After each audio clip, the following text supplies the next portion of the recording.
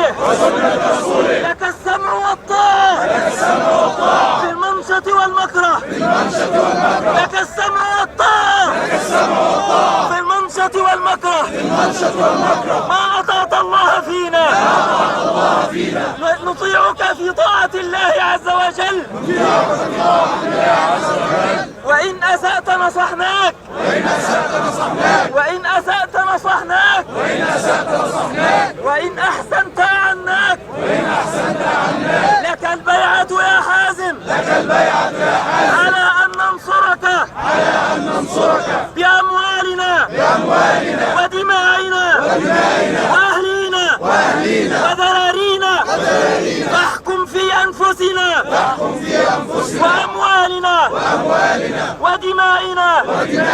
بما أراك الله من الكتاب والسنة وهذه يد الله عز وجل وهذه يد الله مع أيدينا